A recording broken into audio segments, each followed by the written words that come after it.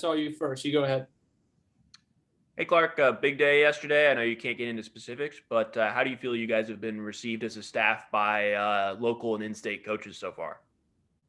Received really well. I think we have guys with deep relationships in the area in general, and obviously having alums on staff that have been a part of this program also helps. But yeah, no, we've been received well, and we're looking to build. I mean, it's there's a lot of excitement, and I think particularly once we get the chance to get players and coaches around this coaching staff and around this program, I think that'll only help with traction and recruiting. So exciting day, but definitely something we want to continue to build on.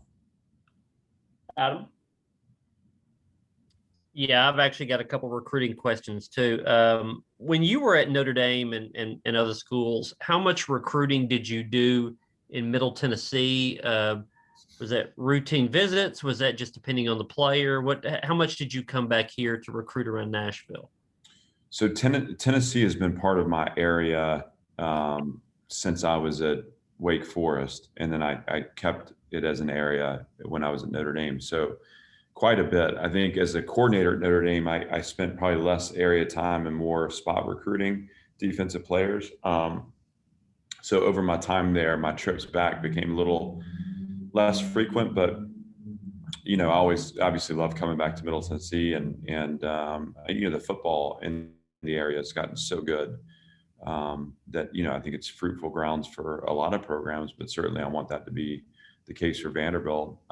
We recruited at Notre Dame a linebacker out of East Tennessee this year. So we were in the state, and it was just a matter of like for us at Vanderbilt, finding the right fits, the guys that were going to be able to flourish on our campus, and then also get it done to a level on the football field. All that's kind of the same. Every area sort of has its strengths, I guess, in recruiting. In terms of Vanderbilt, I know you would like public kids, private kids, whoever good players are that fit the culture there. But there are private schools in the Nashville area that would seem to fit Vanderbilt culturally. Can you talk a little bit about that? How much of a fit do you think that is? Do you think that the mid-state private schools match Vanderbilt's culture pretty well? Certainly. To your first point, that's not necessarily a separator. When we look at a player, we're looking for the raw material. So what we feel like is skills that can be developed into NFL caliber production. And that doesn't always mean it's the player's ready-made. Or, we just think that there's, whether it's height, length, athleticism, through our process of evaluation, we've determined that there's elite potential there, and then we drop them into a very demanding environment and with elite systems for development in all areas of their experience, and that's kind of the process through which that we're going to develop this roster. That person, and obviously with character traits that our prospects, it should be important to them not to make compromises in their decision. Obviously, education has to be important, and I think that is a separator to us, in terms of like when we go in and make decisions to offer or whatever the case may be. We're looking for guys that we know are going to value the educational experience here, the academic experience. So that we'll go anywhere and everywhere for that fit, public, private, city, small town. It doesn't matter to us. We're uncovering all stones and finding those players.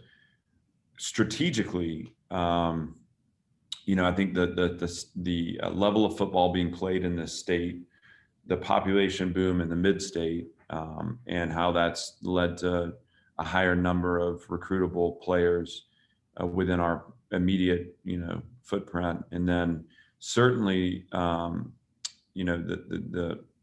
private high school programs that, have just risen to such excellence in the mid-state and in the state in general, honestly. I mean, all those things are exciting to me because, in some ways, someone who's chosen or a family that's chosen to send their son to a private high school has made the choice already, to understand how that can separate, and that is conducive to to making that choice again. So that's exciting to us, but certainly not something that we spend a lot of time on in terms of in our process of evaluation and identification, because fits for us exist everywhere, and obviously there are a lot of really, really good public high schools, public high school football programs, public high school academic institutions with high achieving, high reaching players. Our job is to get out there and just find the ones that, again, fit our profile as far as the importance of education, and then obviously meet the marks for us as far as our evaluation methods. And if I can, just one more. A lot of coaches find it frustrating that Vanderbilt has the high academic standards, that it's hard. The pool is so small compared to other SEC schools. But I would imagine Notre Dame and Wake and other places you've been are probably pretty similar, right, to those standards. I don't view that as that's a point of celebration for me, not a point of frustration. I think it gives us a chance to recruit a certain type of young person that, again, is high reaching, high achieving in all areas. That is exciting to me. And what Vanderbilt becomes, in my vision, is the kind of breeding grounds for the future leadership of our country. I mean, this is a program that's going to be dealing with players that'll certainly go on to have NFL careers, but also equally as important, we'll go on to take leadership positions in our community, in our business industry. And so through, with that in mind, that's why that's why the work here that we're doing is so important. Thanks. Simon. I'm sure this was asked weeks or months ago, but now that, recruiting has started back up, or at least commitments have started coming in yesterday, can you talk about the process of hiring Barton Simmons? I know you guys go way back. So how did that come to fruition? And now that recruiting is underway, what sort of role does he play, both recruiting and identifying the talent that you bring in?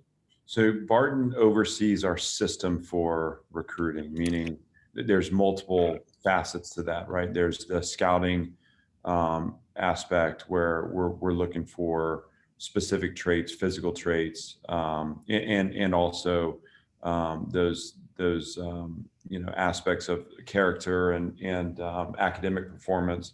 But Smoke Dixon is kind of directly responsible for that. He's got Darius Darden-Box and Brandon Jones working with him too. That scouting operation is really the starting point for both film evaluation, workout evaluation, point of attack tape, game tape. They spend their time grinding through films to determine who has the traits necessary for us to develop into elite level performance. Nick Valdesari oversees our kind of recruiting operation. He's the recruiting coordinator that has an on-campus component that Christina DeRuiter has just come on board.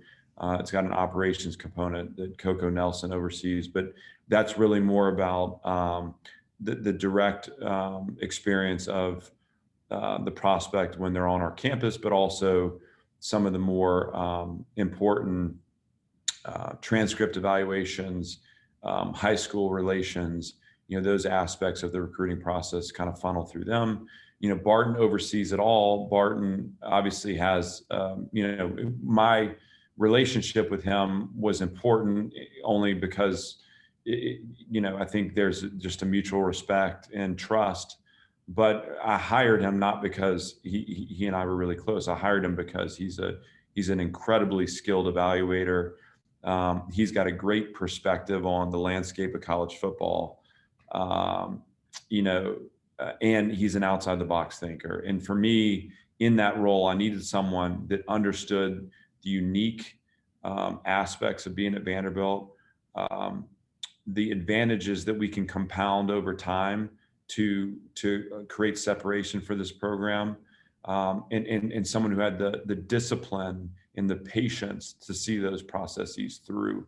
So much of college sports is transactional, so much of it is short-term based, and I needed someone that was right there with me that was gonna constantly be thinking about that 10-year plan for success. And again, that's not to say that we're waiting 10 years to be successful. It's just saying that all the decisions we make that will create short-term, open up avenues for short-term success, but all of those decisions are ultimately geared towards getting this program to a level of sustainability that, to me, the 10-year to 20-year mark is where we'll be measured. And that's why Barton is so special, because he doesn't come here with, hey, this is how we did it at another school, and let's recruit this way, or why is it that we can't recruit this? Like he doesn't ask those questions. He looks at Vanderbilt. Hey, what makes this place unique? How do we stay committed to the things that are important to us to make sure that we're delivering players here that can flourish and help us change the trajectory of the program? Robbie, go ahead. I think I saw you guys were in pads today for the first time. What were your impressions of practice and making that transition? I think every time you add a variable, ultimately there's processing involved. And so we looked like it was our first day in pads today. I think we're still trying to clean up a lot of our operation. We have to evolve. We have to evolve as a team. We have to evolve as a program, and that's an ongoing process. And so every day, we look back and, hey, there are going to be some things that we did well, and there are going to be some things that we need to work on. And right now there's probably more that we need to work on. But the goal is that with every day you kind of maybe move some of those over on the slider, and you just keep trying to process this forward. But we do have a ways to go. Adam, you got another? Whoop, sorry, I was on mute. Yeah, let me get one more recruiting question. Your philosophy, does it matter if you recruit locally or if you sign local kids? Does it matter if you're winning? Does it matter if there's 5 in-state kids versus 30 in-state kids? You have to be careful how you measure your recruiting performance with some of those kind of ancillary components. What I believe to be true is there are a lot of really talented football players within a 5-hour radius of this campus. And I think early on, we can separate ourselves because of the access families will have to their sons as a part of this program. We know that right now that our recruiting niche is going to be a values-based family. They're going to understand the substance within the education. They're going to prioritize competing in the SEC as a part of their process. Those are all kind of things that naturally make Vanderbilt distinguished. I think we're then counting on this component of fit to be important, where we establish deep relationships and they get a feel for, again, the heartbeat of our organization and our coaching staff. That's important too. Before we're recruiting to facilities, let's recruit to people. To me, that'll never change. We'll just have less to explain away, once the facilities are where they're going to be. And so ultimately for me, staying true to that, there are enough people within a 5-hour radius that we should be able to field a really competitive team. And that's what makes recruiting local so appealing. Obviously, to me, if we can stay in Nashville and in Middle Tennessee, you just create this. People know who you are. They know your program. They intimately know your program, and that's a great thing. However, we won't measure based on the number of hits we have in state or the number of hits we have locally. We're gonna measure based off, are the players we're delivering into this program able to flourish here, or do they have the developmental skills?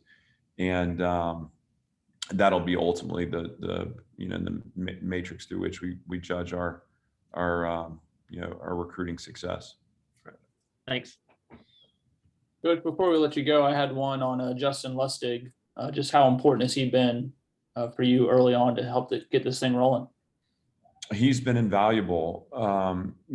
Justin has been such a high performing special teams coordinator. And so that part of our program, as we look to win in the margins, that obviously represents the margins, right? It's field position, it's possession, it's creating explosive plays. That's all been part of his resume as a special teams coordinator. But his role as the assistant head coach, he's a confidant to me. He's a guy that I lean on to just keep a pulse on, the direction we're heading. And if I have uncertainties about my messaging or, what the right what the right words are, or, the emotion behind the words, whatever. I mean, he's a great guy for me to sit down with and just talk about that. He's been a head coach before. He's been at a number of different programs, has a great perspective. He's a winner. I mean, that guy's a winner, and I value having him here, and it's been a lot of fun to grow that relationship on a personal level. Thanks much. We'll let you get back to work, Coach. Appreciate it. Thanks everyone for being here. We'll see you next time.